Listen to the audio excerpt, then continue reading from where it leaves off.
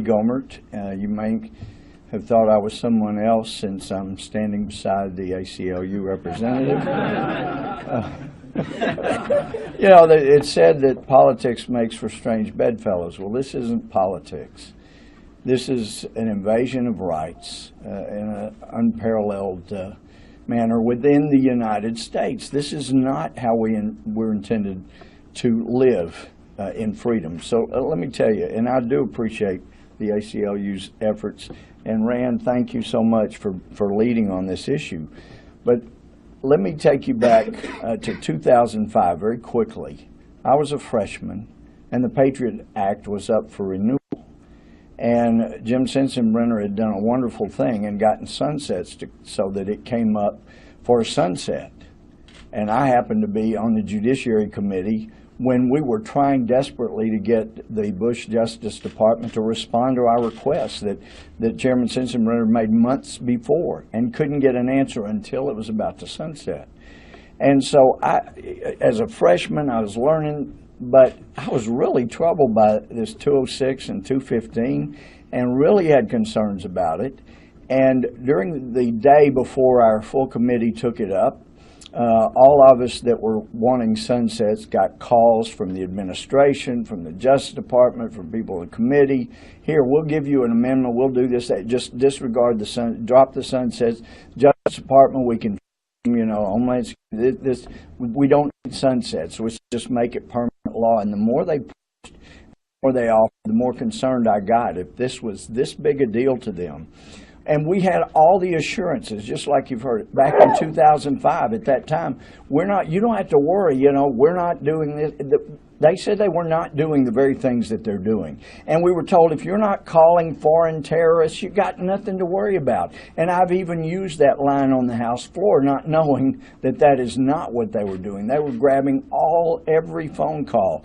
I've also gone through the process because of my concern of reviewing classified data about mistakes made in trying to get phone information. And I was satisfied. Yes, they were making mistakes and how they were trying to correct them, those kind of things.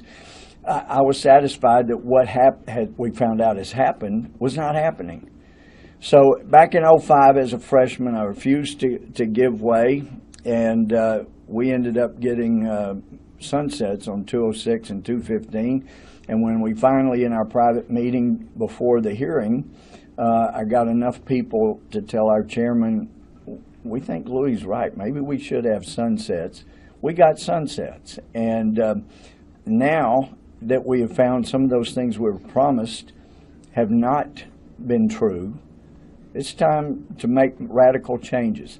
I've actually heard people in Washington say here recently that well, at least it's not Orwellian yet. Maybe I read different Orwell, but when this government can come into your home, come into your car, follow you around, and they might as well have an eyeball watching you everywhere you go, because they do with this kind of data. And following up on the heels of the IRS scandal and these other things where information was used to persecute and obstruct political enemies, then it should be scaring everyone. And if my liberal friends who don't think it's that big a deal will just think about, what if you have somebody that's radically conservative, really, somebody that's way to the right of me? You think that if this gets by without being stopped, they're not going to come after every liberal's email, their phone calls? That will happen. And I don't know that anybody else agrees with this, but I've made this observation. We don't have a secure border. People come across as they wish. As a judge in Texas, I sent a man to prison. 30 days later, he's back in my court because when he got to prison, they deported him, and he said that, as soon as they drove away after they made him go across, well, he came back and he was back clear up in my county. It's a porous border. We have not secured the border. It's not 80% secured at all.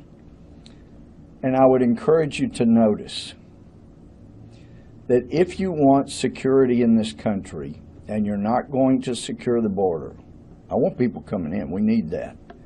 If you're not going to secure the border, then the only way you'll have safety is for all Americans to give up their precious rights.